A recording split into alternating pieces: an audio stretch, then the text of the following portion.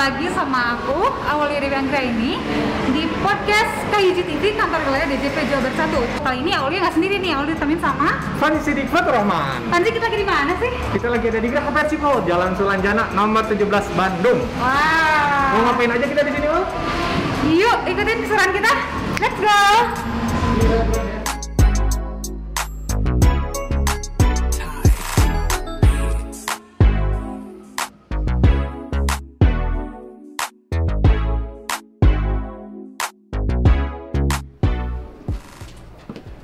Nah, Fanzi, sekarang kita ada di mana nih? Sekarang kita ada di lantai 2 Geraha Persib. Sekarang kita ada di Persib Store. Oh. Official Store. Official Store. Yuk kita jalan-jalan dulu.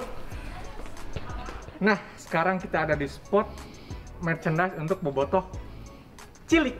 Yuk, iya lihat bajunya lucu-lucu. Keren kan? Keren kan? Ada juga tas untuk sekolah. Bisa nih, kan sekarang sekolah udah mulai tatap muka, bisa pakai sekolah. Prabu Pangeran Biru. Let's go. Let's go. Selanjutnya,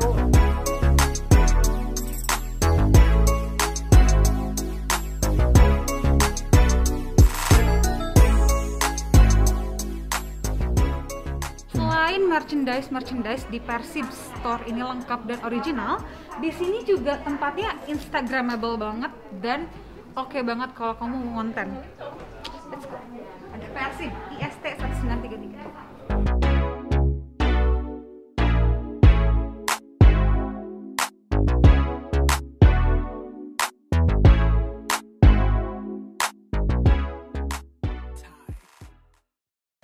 Nah, kawan pajak, sekarang Aulia sama Fanzi sudah ada di Persib Store bareng sama dua narasumber yang luar biasa. Yang pertama ada Bapak Abdul Gofir selaku Kepala Bidang Pedohumas Kantor Wilayah Direktorat Jenderal Pajak Jawa Barat 1.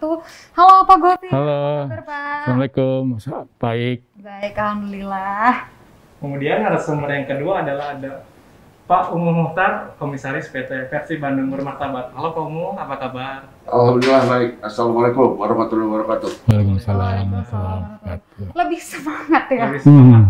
Harus semangat loh. Harus semangat ya, Pak Umu. Pak Umu, kita langsung aja nih ya. Boleh diceritain secara singkat nggak Pak, bagaimana sejarah awal mula berdirinya Persib nih Pak? Awal mula saya sebagai bobotoh utama ya, udah dari zaman lama sekali ya. Di 2008 saya dipaksa untuk jadi manajer sama wali kota Bandung waktu itu Pak Dadar Sadat ya. Saya menolak dan saya tidak siap.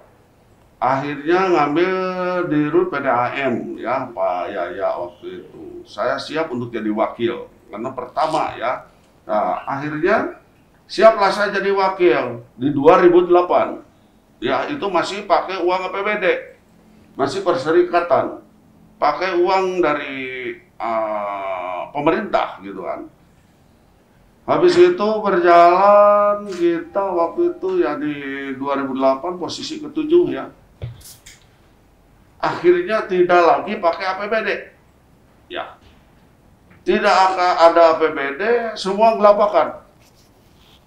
Bobotoh tiap hari demo. Ini cerita nyata, bukan ini yang bukan ngarang. Bobotoh demo ke kantor wali kota, demo pun juga ke rumah dinas wali kota, hampir tiap hari. Akhirnya tinggal sisa 4 hari lagi, wali kota mengundang semua klub, yang 36 klub dan semua para pejabat yang ada di kota Bandung. Ya, akhirnya hadir di situ. Tidak ada yang sanggup, semua ditawari, gitu kan. Kalau pakai APBD tidak boleh, dan juga pasti ada masalah besar. Akhirnya saya diminta sama Pak Dada, itu dalam rapat itu waktu meeting semua. Berpikir, cuma saya punya sahabat mantan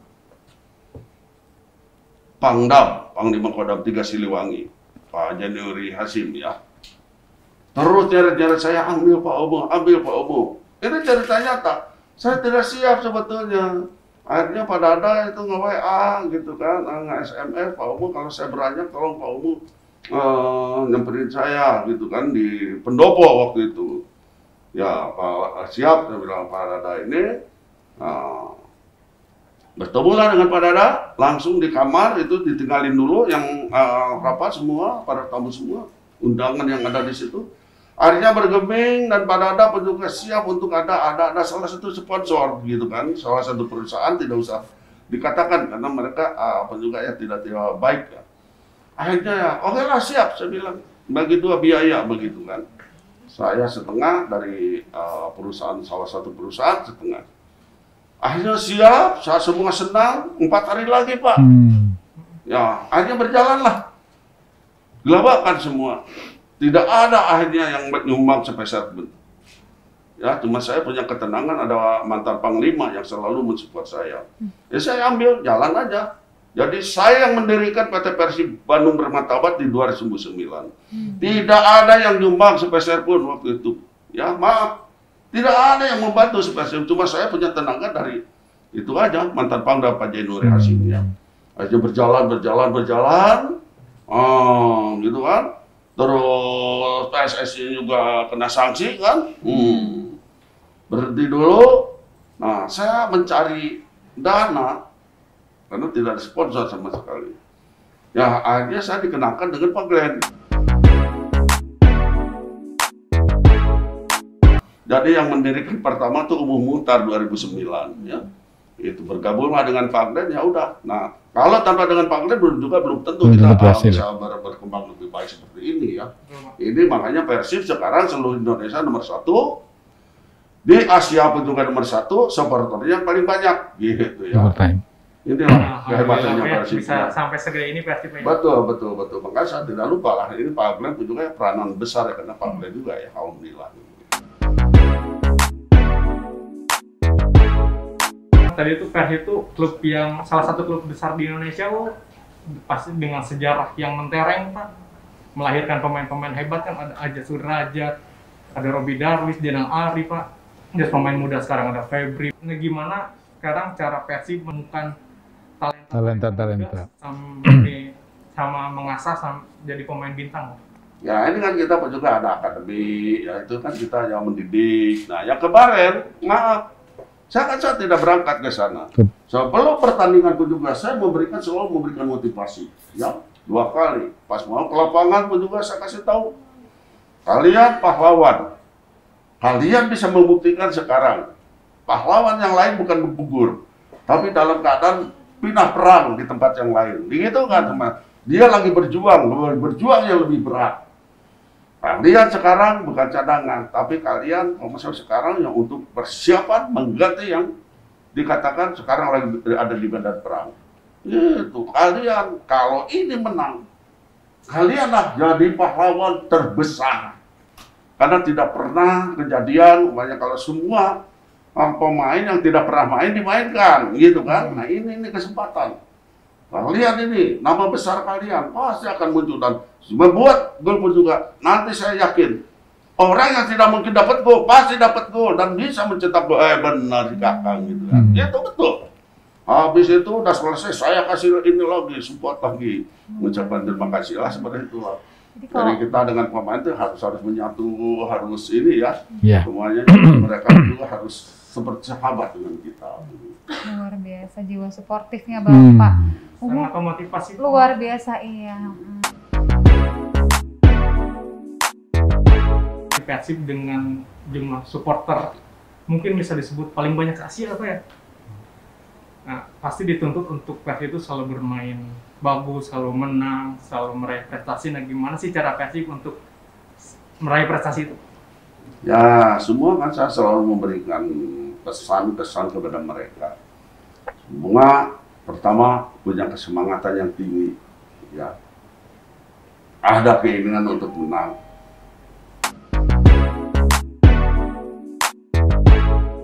Kita selalu memberikan motivasi kepada anak-anak seperti itu, ya alhamdulillah sampai saat ini Persib kondusif dan lebih baik juga ya. Siapa yang tidak mau yang masuk di Persib, ya.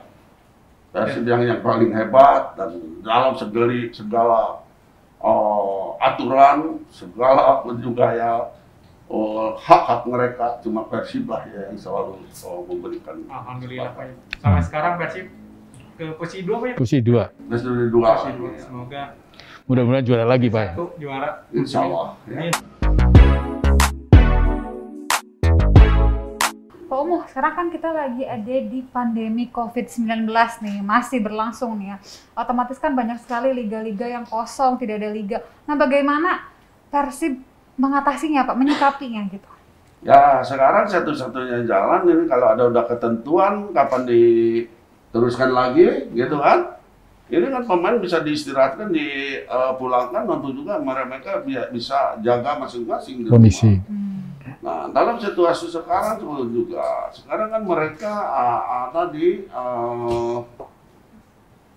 Bali ya, di luar kota, di luar daerah. Mereka semua yang tidak kena pun juga sekarang was-was. Was-was, Pak. was-was. Harap-harap cemas. Was-was, karena cemas. Orang yang setiap hari dengan saya aja gitu kan, memberitahukan, kena. Kalau si Fikri tahu, aduh, mana si Fikri nggak ada berita. Masuk Pak, katanya yang kena. Kemarin saya kalau dengan dokter, hampir setiap saat. Satu hari bisa 3, 4, 5 kali gitu. Tiap hari saya dengan dokter, saya tanya dulu dokter Rapi yang tanggung jawab di sana yang dia tahu kondisi semua. Saya selalu tanya gitu. Jadi ya hati-hatilah.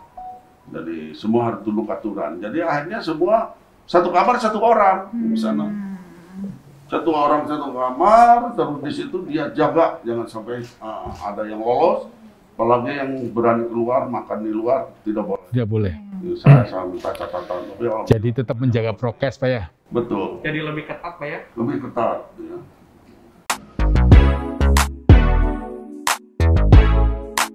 Nah, Fanzi, ngomong-ngomong soal Persib, pasti ada atlet di dalamnya. Atlet, ada olahragawan yang main. Betul sekali. Tadi kita udah wawancara sama Pak Umuh, sekarang kita sedikit bergeser ke Tuh, Pak Pak Abdul Gofir. Jadi gimana sih Pak Gofir, olahragawan tuh sebenarnya makna atau definisi di perpajakan tuh apa sih olahragawan atau atlet ini? Yang dimaksud olahragawan sebetulnya ada di Undang-Undang Nomor 3 Tahun 2005 tentang Sistem Keolahragaan Nasional, Pasal 1 Nomor 67, bahwa adalah pengolahraga atau orang yang olahraga dalam usaha mengembangkan diri, potensi jasmani, rohani, dan sosial, yang mengikuti pelatihan secara teratur dan kejuaraan dengan penuh dedikasi untuk mencapai prestasi. Itu yang disebut olahragawan seperti itu. Ada pelatihan teratur, ada dedikasi untuk mencapai Prestasi. Dan juga ikut kejuaraan. Ikut kejuaraan. Betul. Nah, Pak Gofir, apakah olahragawan itu termasuk subjek pajak? Pasti. Sesuai dengan Per Nomor 16 Tahun 2016, bahwa yang disebut subjek pajak adalah orang-orang yang menjelaskan bahwa penerimaan penghasilan yang menerima penghasilan yang dipotong PPh pasal 21 maupun 26 adalah orang pribadi yang merupakan seorang pegawai atau non pegawai yang menyebutkan olahragawan termasuk di situ. Jadi ada pegawai, ada non pegawai, ada juga yang olahragawan di situ karena dia mendapatkan penghasilan. Karena mendapatkan Iya. penghasilan. Betul. Pak, tadi kan udah dijelaskan kalau olahragawan atau atlet ini merupakan subjek pajak. Subjek pajak itu pasti punya kewajiban. Betul. Nah, apa saja sih Pak kewajiban seorang olahragawan atau atlet itu dalam perpajakan, Pak? Sebetulnya ada 4 kewajiban dia. Ya, yang disebut dengan 4M sebetulnya. 1, M yang pertama adalah mendapatkan diri untuk memperoleh NPWP. Jadi seorang yang sudah mendapat penghasilan dan penghasilan itu di atas PTKP setahun, itu wajib mendaftarkan diri untuk memperoleh NPWP, yaitu dengan cara secara online, dia menyiapkan email, nomor KTP, nomor kartu keluarga, maka NPWP secara elektronik nanti dapat langsung diberikan, seperti itu. Online dulu ya sekarang. Betul. Yang kedua adalah menghitung. Ya, setelah mendapatkan NPWP, kewajiban selanjutnya adalah menghitung kewajiban pajaknya, ya, yang dikenakan. Untuk menghitung penghasilan kena pajak, yaitu penghasilan neto dikurangi PTKP. Nah, tanpa tanggungan, wajib pajak yang masih sendiri tidak mempunyai tanggungan itu 54 juta setahun. 54 juta setahun. Tetapi kalau misalnya dia udah kawin, nanti ada tambahan 4,5 lagi. Nanti kalau mempunyai anak nomor pertama, tambahin lagi ada 4,5 lagi sampai anak ketiga. Ya, setelah itu ketiganya adalah menyetor. Ya, setelah selesai berhitung berapa pajak yang harus dibayar, wajib pajak dapat melakukan pembayaran dengan cara membuka kode billing. Ya, dahulu dan melakukan pembayaran di bank persepsi atau di kantor pos. Di kantor pos. Jadi bayar pajak itu bukan di kantor pajak. Betul, betul. Di bank persepsi atau kantor pos. Betul. Yang keempat, yang terakhir ini melapor. Ya, jadi setelah penyetoran pajak selesai, selanjutnya wajib pajak agar melaporkan pajaknya, seperti itu. Jadi tadi ada 4M, apa aja Pak? Apa aja Aulia? Mendaftar. PWP online ya. Ya. Sekarang ada di serba online. pajak.go.id ya. Kemudian setelah melapor udah punya NPWP. Menghitung. Menghitung. Setelah menghitung, Menyetor, menyetor. menyetornya bukan di kantor pajak, Betul. tapi di bank persepsi Betul. atau kantor pos ya. Betul. Jadi bukan ke kantor pajak tapi di bank atau enggak ke kantor pos. Yang terakhir Yang adalah Melapor. Kenapa kan tadi kita ngebahas tentang subjek pajaknya. Sekarang kita ngebahas tentang objek pajaknya. Apa saja objek pajak penghasilan atas olahragawan tersebut, Pak? Ditinjau dari sisi perpajakan atas penghasilan yang diterima oleh olahragawan tadi ya, dapat dikelompokkan menjadi dua sebetulnya, yaitu penghasilan dari pekerjaan bebas dan penghasilan berupa natura dan kenikmatan. Seperti itu. Ya. Fanzi, ini ada kata-kata dari Pak Gofir berupa pekerjaan bebas. Pekerjaan Fanzi tahu nggak bebas. pekerjaan bebas apa? Pekerjaan bebas itu ada pengertiannya. Pengertiannya itu adalah pekerjaan yang dilakukan oleh orang pribadi yang mempunyai keahlian khusus. Nah, berarti kan ini olahraga Betul, keahlian Iya. khusus. sebagai usaha untuk memperoleh penghasilan yang tidak terikat oleh suatu hubungan kerja. Jadi ada keahlian khusus dan tidak terikat ya. Gitu. Cukup pekerjaan bebas saja yang tidak terikat ya. Namun demikian olahragawan diperbolehkan menggunakan norma penghitungan penghasilan neto atau NPPN yang ada tarifnya khusus Fanzi. Yang ada tarifnya. Jadi kalau misalnya di 10 ibu kota provinsi itu adalah 35%. Kemudian di ibu kota provinsi lainnya itu adalah 32,5%. Betul. Dan di daerah lain itu 31,5%. Jadi pas nanti ketika mau melapor hitung pajak terutamanya itu gitu ya yang hitungnya. Nah, menghitung penghasilan netonya itu penghasilan bruto dikali tarif norma NPPN tadi. NPPN. Setelah itu dikurangi PTKP. PTKP. PTKP itu apa sih? Mungkin ada kawan Kawan pajak. pajak yang belum tahu. Iya. PTKP itu penghasilan Tidak kena pajak. 54 juta per tahun atau 4,5 juta per bulan. Itu tapi tergantung statusnya ya. Apakah masih Sendiri, apakah masih sendiri, ataukah sudah menikah gitu. atau sudah punya anak gitu. Betul. Tadi juga ada dua macam lagi untuk apa Iya. itu? Tadi sebagai peserta kegiatan, Ya. itu tuh contohnya tuh kayak Jonathan Christie kemarin ikutan Thomas Cup atau Olimpiade. Jojo. Iya, Itu pajaknya tuh yang dipotong adalah penghasilan brutonya dia ya. dikalikan tarif pasal 17. Tarif pasal 17 itu gimana, Mas Fanzi? Tarif pasal 17 tuh aduh. Karena terbitnya undang-undang HPP kemarin, jadi ada bracket baru di tarif pasal 17 ini. Untuk penghasilan kena pajaknya 0 sampai 60 juta itu 5%, Ya. 60 sampai 250 itu 15%, 250 sampai 500 itu. Ya, yang tadi 15%, 250 sampai 500 35%. 500 juta sampai 5 miliar 35%. 20%, dan sekarang ada yang baru di atas 5 miliar itu dikenai 35%. Iya, nanti ada muncul ya di sini. Iya.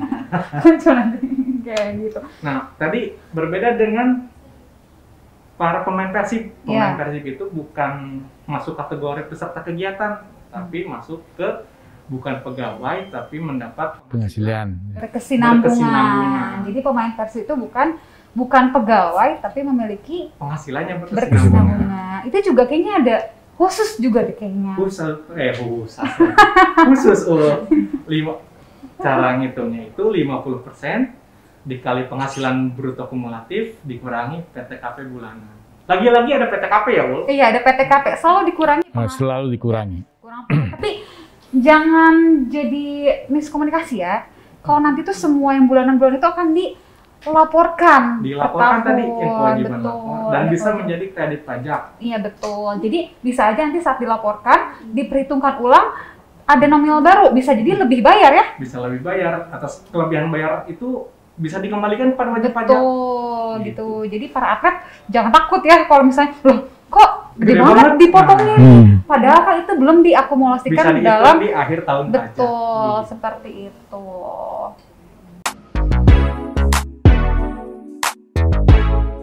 Sebagai komisaris nih Pak di Persib gitu ya Pak, bagaimana Bapak memandang atau menilai perpajakan Pak? Ya, semua wajib pajak itu. Pajak memiliki peran yang sangat penting dalam pembangunan suatu negara, khususnya dalam pembangunan ekonomi. Pajak yang disetorkan oleh wajib pajak akan dipergunakan untuk membiayai setiap pembangunan dan pengeluaran pemerintahan. Pajak berperan penting dalam menjaga kedaulatan dan kesatuan negara Indonesia.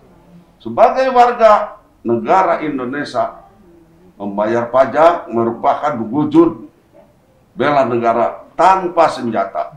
Karena sekarang luar biasa. Bela negara itu bukan perang-perang. Betul. Iya. Betul. Kita udah merdeka. Betul. Cara kita membayar bela negara tadi kata Pak Ungu dengan membayar pajak Pak ya. Semua official dan pemain Persib udah punya NPWP ya Pak ya?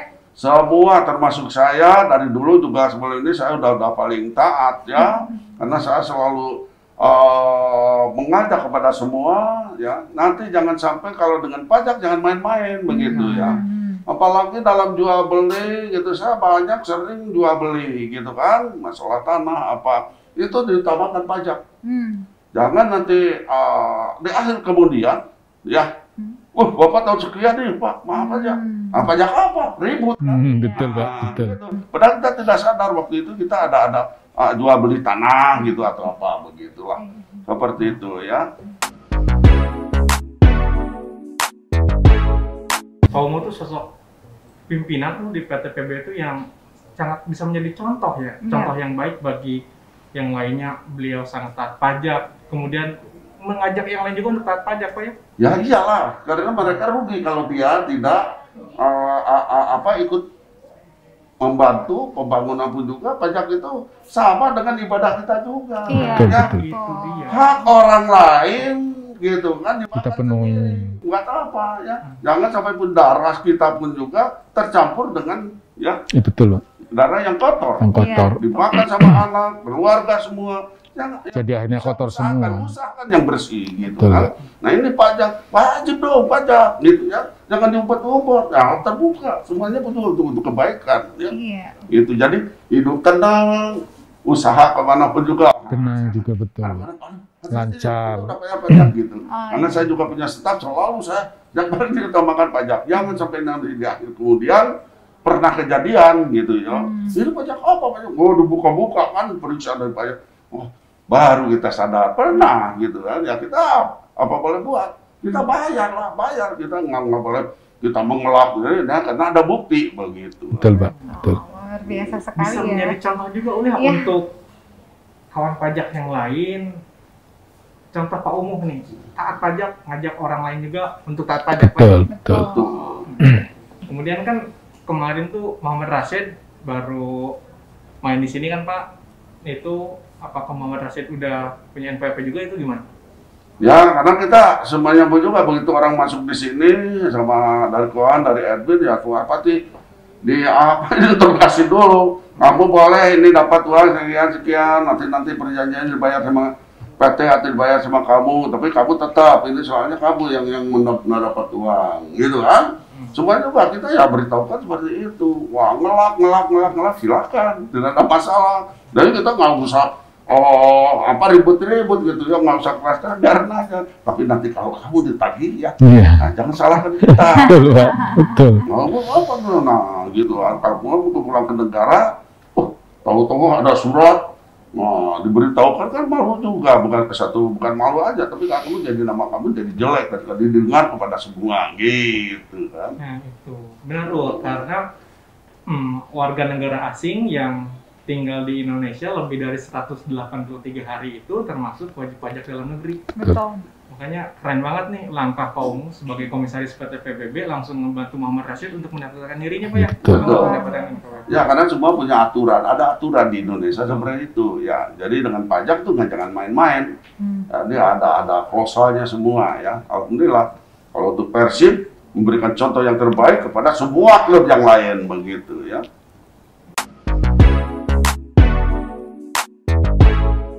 Ya, kawan pajak, tidak terasa kita sudah sampai di akhir acara. Tadi kita udah membahas banyak sekali pembahasan mengenai perpajakan atlet, khususnya Persib ya, Pak Ungu ya. Terima kasih buat Pak Ungu serta Pak Gofir atas kesempatannya serta sharingnya. Jadi terbuka nih insight bagi para kawan pajak. Kawan pajak jadi tercerahkan, Un. Iya, saya Aulidy Anggraini dan saya Fadli Sidik Fatur Rahman. Pamit undur diri, sampai jumpa di episode selanjutnya. Jabar hiji kahiji, pajak kuat, Indonesia maju, Persib juara.